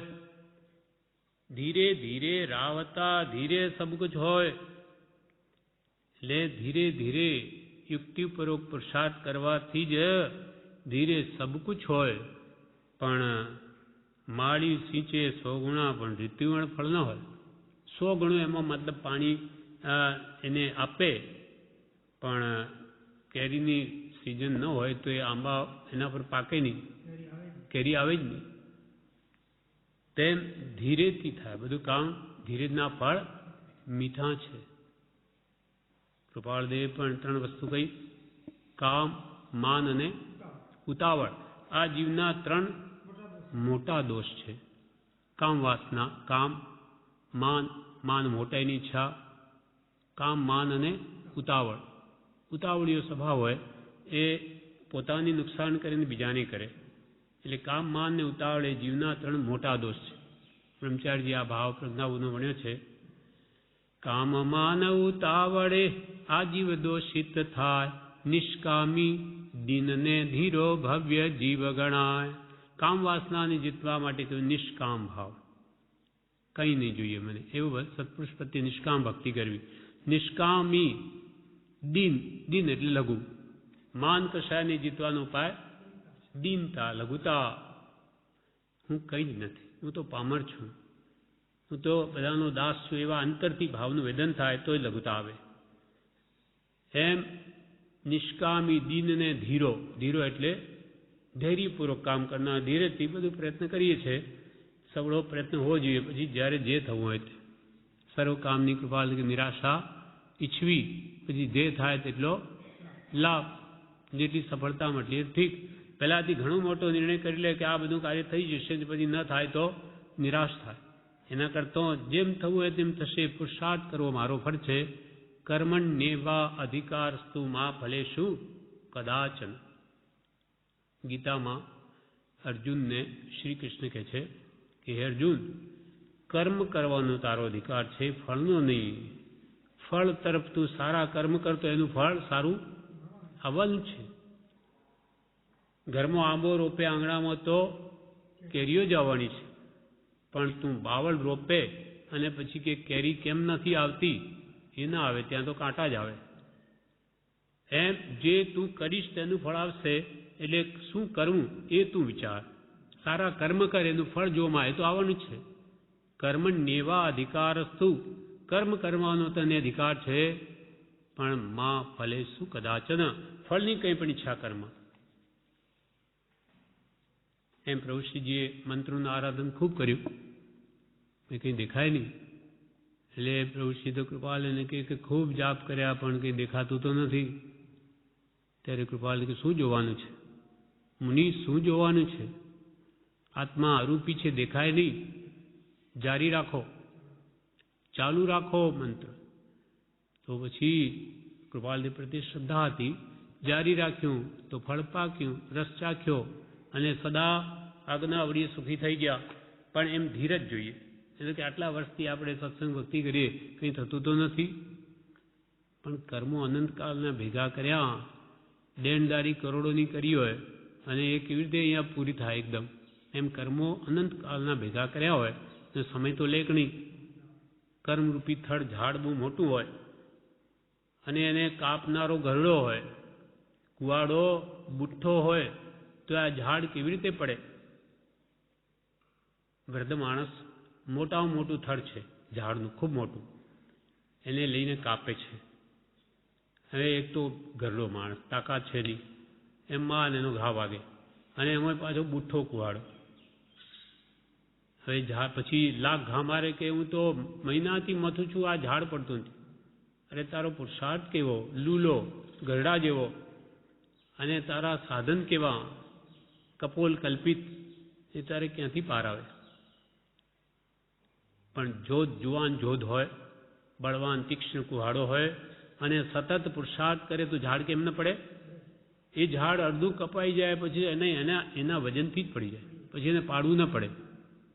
એ મહાપુરુષો કે ધીરજ રાખી પુરુષાર્થ કરી જ જા. તારી એક પણ મારેલો ઘા ફોકટ નહીં જાય. વૃદ્ધ પણ ભલે ઘા મારે, ભલે આટલું જ કપાય તો ખરું, એનો ઘા ફોકટ ન જાય, પણ જોવાનું તો વહેલો પાર આવે. પુરુષાર્થ તીવ્ર હોય તો વહેલો પાર આવે, નહીં તો સમય પણ લાગે. એટલે અહીંયા કહ્યું ધીરે ધીરે રાવતા ધીરે સબ કુછ હોય, માળી સિંચે 100 ગુણા, ઋતુ વીણ ફળ ન હોય. એની ઋતુ આવશે ત્યારે જ ફળ પાકશે. તેમ તું પુરુષાર્થ કરી જા, પણ ફળની ઈચ્છા રાખ માં, કેમ કે ફળ તો આવવાનું છે. આ પ્રમાણે વિશે જણાવે જે આપણે આવતીકાલે છે. હવે પરમ ઉપકારી પરમ પૂજ્ય પ્રભુશ્રીના ઉપદેશામૃતમાં પત્રાંક 55 અધૂરો છે. તેમાં છેલ્લી 7 ગાથાઓ લખી છે. તેમાં 7 દોહરાઓમાંથી એક આપણે કાલે વાંચ્યો. હવે આગળ બીજાઓમાંથી પ્રભુશ્રી ટાંકી છે. એમાં કહ્યું, ગઈ વસ્તુ સોચે નહીં આગમ વાંછા નોય, વર્તમાન વર્તે સદા સો જ્ઞાની જગમાન. ગઈ વસ્તુ સોચે નહીં. ભૂતકાળમાં કંઈ નુકસાન થઈ ગયું કે જે કંઈ પણ થયું હોય એ બધું ભૂલી જવું. ભૂતકાળના રોંદણા રડવા નહીં કે મેં એમ કરી દીધો તો મારે ઠીક થઈ જાત, પણ હવે આમ થઈ ગયું. હવે ગમે એટલા એને યાદ કરે તે સુધરવાનું છે. ભૂતકાળને યાદ ન કરો. ગઈ વસ્તુ સોચે નહીં અને આગમ વાંછા નહીં. આગમ એટલે ભવિષ્યની ઈચ્છા કરવી નહીં, પણ વર્તમાન વર્તે સદા સો જ્ઞાની જગમાય. મારે આજનો દિવસ કેમ પવિત્ર રીતે પસાર કરવો, વિશેષ આત્મ કમાણી કરવી, આત્મગુણો મેળવવાની કે આત્માર્થમાં ગાળવો, આજનું જોવું. ભવિષ્ય તો કોણે દીઠું છે કે કાલે શું થવાનું છે? ન જાણ્યું જાનકી નાથે સવારે શું થવાનું છે.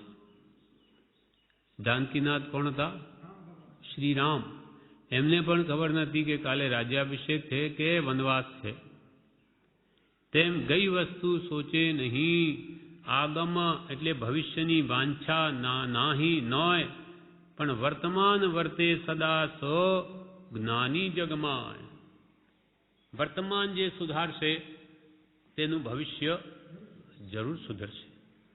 પણ વર્તમાનનો લક્ષ ન રાખે ને ભવિષ્યમાં હું આરાધના કરીશ કે આ બધું પછી બધા ધંધા બધાથી છૂટો થઈને પછી આપણે તો ભક્તિ જ કરવાની છે. પણ એ ભવિષ્ય કોને જોયું? કાલનું આટલું લાંબુ આયુષ્ય છે કે નહીં આપણું? વર્તમાન વર્તે સદા તેને જ્ઞાની કહ્યા. તે સમજવા સો જ્ઞાની જગમાય. ક્ષમા સુર અરિહંત પ્રભુ ક્ષમાયાદિ અવધાર. ક્ષમા ધર્મયા રાધવા ક્ષમા કરો સુખકાર. ક્ષમામાં શુરવીર એવા અરિહંત પ્રભુ છે. ભગવાન મહાવીર પર કેટલા અપસર્ગો આવ્યા? તો ભગવાને તો હંમેશા ક્ષમા જ ધારણ કરી છે. દોષી અપરાધ કરનાર પ્રત્યે પણ ક્ષમા. ક્ષમા સૂર, ક્ષમામાં સુરવીર એવા અરિહંત પ્રભુ છે. ક્ષમા આદિ અવધાર, તું પણ માટે એ ભવ્યાત્મા ક્ષમા આદિ. ક્ષમા, વિનય, સરળતા, નિર્લોભતા આદિ ગુણોને તું પણ ધારણ કર. ક્ષમા આદિ અવધાર અને ક્ષમા ધર્મ આરાધવા ક્ષમા કરો સુખકાર. ક્ષમા એ જ મોક્ષનો ભવ્ય દરવાજો છે. એ 10 લક્ષણ રૂપ ધર્મમાં પહેલી ક્ષમા છે. ઉત્તમ ક્ષમા. આર્જવ, માર્જવ, સત્ય, શૌચ, સંયમ, તપ, ત્યાગ, આકિંચન ને બ્રહ્મચર્ય, આ 10 લક્ષણ રૂપ ધર્મ કયો છે? તેમાં ક્ષમા ધર્મ પ્રથમ છે. ક્ષમા ધર્મ આરાધવા ક્ષમા કરો સુખકાર. આ આત્માનો ગુણ છે. ક્રોધ કરવો આત્માનો ગુણ નથી. ક્ષમા રાખવો એ ગુણ છે. માટે ક્ષમા ધર્મ એટલે ક્ષમારૂપી સ્વભાવ આત્માનો, તેને આરાધવા માટે ક્ષમા કરો સુખકાર. સુખને કરવાવાળી એવી ક્ષમાને જ તમે ધારણ કરો કે જેથી તમે હંમેશા સુખી જ રહો. ગમે તેવા કારણો મળે, કોઈ આપણને દુઃખ આપવા પ્રયત્ન કરે ક્રોધ કરીને, પણ આપણે ક્ષમા ભાવ જ રાખીએ તો આપણે કંઈ નહીં થાય. પ્રભુ કે આગલો થાય આગ તો આપણે થઈએ પાણી. સામો વ્યક્તિ કશાય ભાવોથી ઉછળે તો આપણે કે જે પાણી જેવા થઈ જવું. એથી બે લાભ. આપણને તો શાંતિ રહે, પણ સામો જીવ પણ જો કશાય ભાવોથી બિચારો દુઃખી થઈ રહ્યો, એને પણ શાંતિ થાય. એનો પણ કશાય એ ઠંડો થાય, એનો કશાય શમે. ક્યારે આપણે પાણી જેવા થઈએ તો, આપણે પછી ઘાસલેટ જેવા, પેટ્રોલ જેવા થઈ જઈએ તો વિશેષ ભડકો થાય. પછી એ બે વાતથી આપણે 4 કે પેલો 8 કે પેલો 10 કે કશાય ભાવ બધે વેર બંધાઈ જાય. ભો વેર ભોગવવા પડે. એટલે કૃપાલ કે ગમે ત્યાંથી પણ વેરને નિર્મૂળ કરજે. પૈસા આપીને પણ, જતા કરીને પણ વેર ભાવ વધારીશ નહીં. કેમ કે કેટલા કાળ માટે જીવવું છે. ક્ષમા સુર અરિહંત પ્રભુ ક્ષમાયાદિ અવધાર. ક્ષમા ધર્મયા રાધવા ક્ષમા કરો સુખકાર. સાચે મન સેવા કરે જાચે નહીં લગાર. રાચે નહીં સંસારમાં માચે નિજ પદ સાર. સાચે મન સેવા કરે. સેવા એટલે સત્પુરુષ હાજર હોય તો એમના ચરણ કમળની સેવા કરે, નહીં તો એમની આજ્ઞા ઉપાસે. એ પણ સેવા છે. સાચે મન સેવા કરે, લોકોને દેખાડવા માટે નહીં. સાચા હૃદયથી જ્ઞાની પુરુષની આજ્ઞા ઉઠાવે, એની ઉપાસના કરે. સાચે મન સેવા કરે જાચે નહીં લગાર. લગાર માત્ર પણ, કિંચિત માત્ર પણ સત્પુરુષ પ્રત્યે યાચે નહીં. જાચે એટલે યાચે. યાચે એટલે માંગવું, માગે નહીં. કે હું આપની ભક્તિ કરું છું, મને એટલા પૈસા મળજો, મારો સંસારિક કામ થઈ જજો, કે મને દેવલોક મળજો. એમાં આ લોક પરલોકની ઈચ્છા ન રાખે. નિષ્કામ ભાવે ભક્તિ કરે. કેમ કે જો ભક્તિ કરીને મેળવવાની જો ઈચ્છા રાખે, તેને જ્ઞાની પુરુષો કહે તો ભક્તિ જ નથી, ભાડાય છે. એટલે સ્તવનમાં કહ્યું, ભક્તિ નહીં તે તો ભાડાયત, જે સેવા ફળ જાચે. ભક્તિ નહીં તે તો ભાડાયત, જે સેવા ફળ જાચે. દાસ તિકે જે ઘન ભરી નિરખી. દાસ તિકે, તિકે તે જ દાસ છે કે જે ઘન ભરી નિરખી. ઘન એટલે વાદળાઓ. પાણીથી ભરેલા વાદળાઓને જોઈને કેકીની એટલે મોર નાચે. એને શું મળે? બસ એને આ વાદળાઓ જોઈને આનંદ થાય છે, નિષ્કામ ભાવે. તેમ સત્પુરુષના ગુણો જોઈને આપણે આનંદ થવો જોઈએ. એની ભક્તિ કરીને કે મને સત્પુરુષની ભક્તિ કરવાનો અવસર મળ્યો, મારા આત્મા શાંત થાય, એવો નિષ્કામ ભાવે એના હૃદયમાં ભાવ ઉપજે તો જ તે કે ખરી ભક્તિ છે.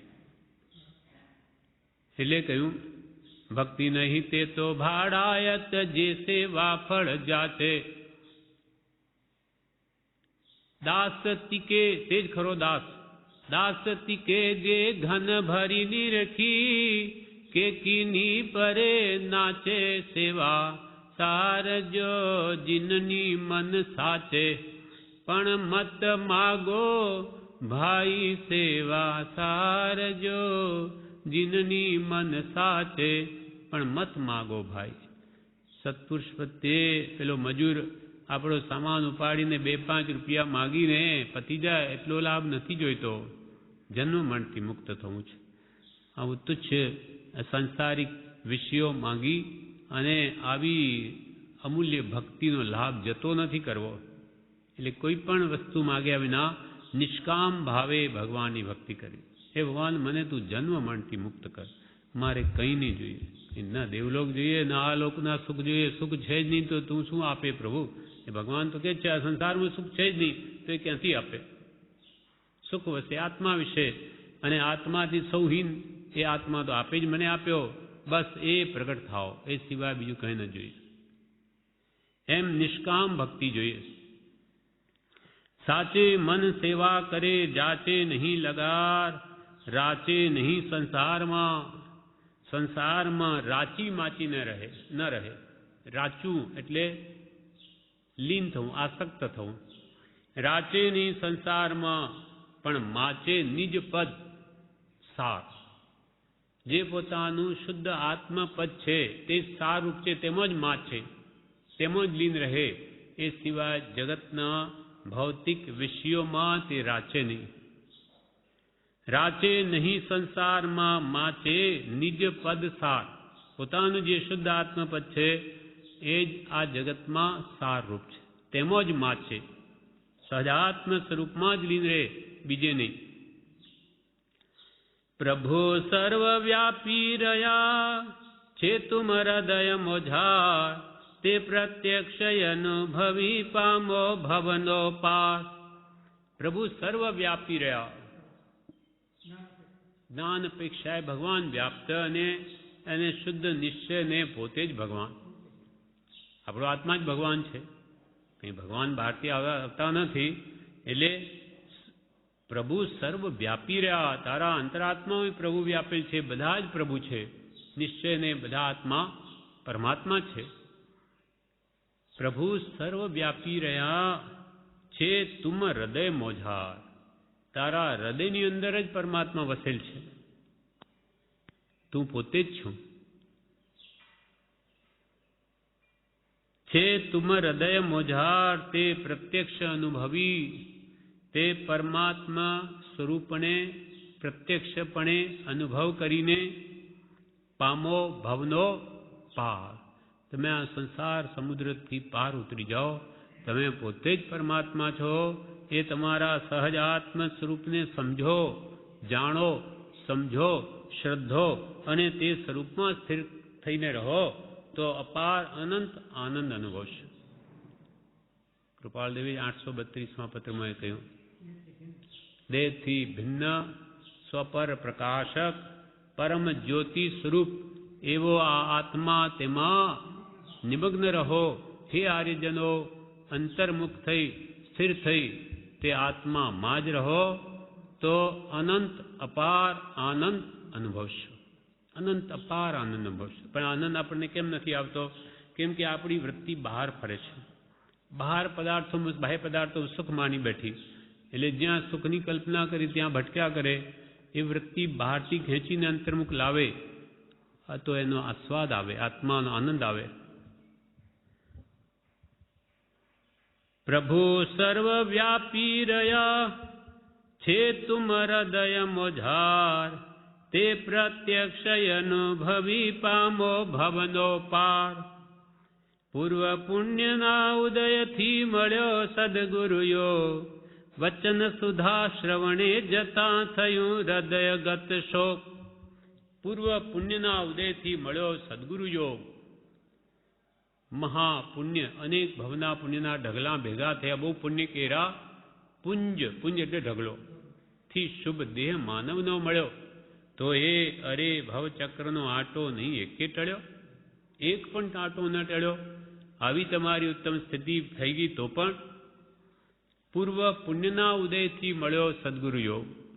આવા સદગુરુનો યોગ મળવો એ તો મહાપુણ્યનો ઉદય થયો છે. પૂર્વ પુણ્યના ઉદયથી મળ્યો સદગુરુ યોગ અને વચન સુધા. સુધા એટલે અમૃત, વચનામૃત, વચનરૂપી અમૃત તમારા કર્ણ ગોચર થયા, કાનમાં પડ્યા. વચન સુધા શ્રવણે જતા થયું હૃદયગત શોક. આપણું હૃદય શોકથી રહિત થઈ ગયું. કેમ થયું? સત્પુરુષના વચનરૂપી અમૃત પીવાથી. આજે આપણને જે કંઈ સુખ શાંતિ છે ભાવોમાં, તેનું કારણ સત્પુરુષ છે. કેમ કે એમનો જે ઉપદેશ છે એ કશાય ભાવોને ઘટાડે, વિષયોને મટાડે, મંદ કરે કે નાશ કરે. એ વિષય કશાય મંદ થવાથી આત્મા સુખ શાંતિને પામે છે.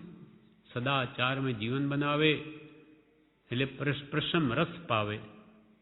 પ્રશમ રસથી ભરપૂર જે છે એટલે એની વાણી પણ પ્રશમ રસથી જ ભરપૂર છે, એટલે આપણા આત્માને પણ ઠારે છે. તેથી કે છે આવું વચનરૂપી અમૃત તમારા શ્રવણમાં આવતા તમારું હૃદય પણ શોક રહિત થઈ ગયું. પૂર્વ પુણ્યના ઉદયથી મળ્યો સદગુરુ યોગ. વચન સુધા શ્રવણે જતા થયું હૃદય ગત શોક. ગત શોક, શોક જેનો ચાલ્યો ગયો એવું તમારું હૃદય પરમ શાંતિને અનુભવતું થઈ ગયું. જે કંઈ પણ અંશ શાતાથી કરીને પૂર્ણ કામતા સુધીનું કારણ એક સત્પુરુષ જ છે. પ્રશમ શાંતિ આવા ભયંકર કલિયુગમાં આપણો આત્મા અનુભવે તેનું કારણ આ સત્પુરુષના વચનરૂપ અમૃત છે. એ ન મળ્યા હોય તો આપણે જગતની જેમ આ આરંભ પરિક્રમા કે કશાય ભાવોમાં કે વિષયોમાં જ તલીન હોત અને એ જ કર્યા કરીને આત્મામાં આનંદ માનત હોય નહીં અંદર, પણ ઉપરથી બતાવો કે અમે સુખી છીએ, જ્યારે અંદરમાં તો ત્રિવિધ તાપની બળતરા જ હોય છે. આપણને કિંચિત જે કંઈ પણ શાંતિ છે તેનું કારણ સત્પુરુષ છે, એના વચનો છે, અથવા એના પ્રત્યે શ્રદ્ધા છે. એના વચનો પ્રત્યે શ્રદ્ધા છે માટે એની આજ્ઞામાં કિંચિત પણ જેટલું ચાલીએ તેટલી શાંતિ અનુભવીએ છીએ. નિશ્ચયથી આવ્યો સત્પુરુષ મળ્યા, તેના વચનરૂપી અમૃત કાને પડ્યા, હૃદય ગત શોક થયું. તેથી શું થયું? નિશ્ચયથી આવ્યો તળસે અહીં ઉતાપ. નિત્ય કર્યો સત્સંગ મેં એક લક્ષ્યથી આપ. નિશ્ચયથી આવ્યો સત્પુરુષના વચનરૂપી અમૃતનો પાન કરવાથી એવો નિશ્ચય આવ્યો કે ટળશે અહીં ઉતાપ. મારી આ ઉકળાટ છે, અંતરંગ તાપ, કશાયોનો બળતરા, ત્રિવિધ તાપની, એ જરૂર અહીં ટળશે. એવો કંઈક અનુભવ થયો, કંઈક શાંતિ અનુભવાઈ. તેથી મનમાં નિશ્ચય આવ્યો કે મારા દુઃખો જરૂર આ વચનોને સંપૂર્ણપણે આરાધવાથી નાશ થશે, મારા દુઃખો જરૂર જશે, એવો નિશ્ચય આવ્યો. નિશ્ચયથી આવ્યો ટળશે અહીં ઉતાપ. માટે નિત્ય કર્યો સત્સંગ મેં એક લક્ષ્યથી આપ. કૃપાલીના વચનો છે આ. નિત્ય કર્યો સત્સંગ મેં નિત્ય સત્સંગ જ કર્યો, એક લક્ષ્ય, માત્ર મોક્ષ અભિલાષ, એક માત્ર જન્મ મરણથી છૂટવાના લક્ષ્ય જ મેં આ સત્સંગ કર્યો નિત્ય હંમેશા. કેમ કે મનમાં નિશ્ચય આવી ગયો કે આ સત્સંગ, આત્માનો સંગ કે આત્માર્થીનો સંગ કે સત્પુરુષના સંગથી મારા જન્મ મરણનો અવશ્ય નાશ થશે, એવો મનમાં નિશ્ચય આવી ગયો. સાથી પૂર્વ પુણ્યના ઉદયથી. પૂર્વે કે એવું પુણ્ય કર્યું હશે કે જાણે જાણે આવા સત્પુરુષ મળ્યા, આવો સત્સંગ મળ્યો, એવું મનમાં શ્રદ્ધા પણ આવી અને નિશ્ચય પણ થયો કે હવે દુઃખ જશે તો અહીંથી જ જશે, બીજો દુઃખ જવનવાનો કોઈ બીજો ઉપાય જ નથી. એટલે અનન્ય શરણના આપનાર એવા શ્રી સત્પુરુષને અત્યંત ભક્તિએ મારા નમસ્કાર. પૂર્વ પુણ્યના ઉદયથી મળ્યો સદગુરુ યોગ, વચન સુધા શ્રવણે જતા થયું હૃદયગત શોક. નિશ્ચયેથી આવ્યો ટળશે અહીં ઉતાપ, નિત્ય કર્યો સત્સંગમ હે એક લક્ષ્યથી આપ. માત્ર આત્માર્થના લક્ષ્ય આરાધના હોવી જોઈએ, અને કોઈ અર્થે નહીં, નહીં તો બધું ફોક છે. મોક્ષના અર્થે આરાધના કરે તો મોક્ષ ખાતે જાય, સંસાર સુખને માટે કરે તો સંસાર ખાતે જાય. બસ સંસારનું સંસાર, ભલે દેવલો કોઈ તો શું, આવું તો અનંત વાર ભોગવ્યું, એથી જન્મ મરણથી છુટકારો ન થાય. એટલે ખાસ આપણને કહ્યું છે પ્રભુશ્રીએ કે એકમાત્ર આત્માર્થનું લક્ષ્ય રાખજો. જે કંઈ પણ કરવું તે મારા આત્માના કલ્યાણ માટે, જન્મથી મુક્ત થવા અર્થે, અને કોઈ પ્રયોજન અર્થે નહીં તો બધું જ ફોક જશે. મારે તો કંઈ જ ન જોઈએ, સહજાત્મ સ્વરૂપમાં સ્થિતિ જોઈએ, એ સિવાય કંઈ જ ન જોઈએ. એવો નિષ્કામ ભાવ રાખીને જ ભગવાનની ભક્તિ કરવી. વિશેષ આપણે આવતીકાલે લઈશું.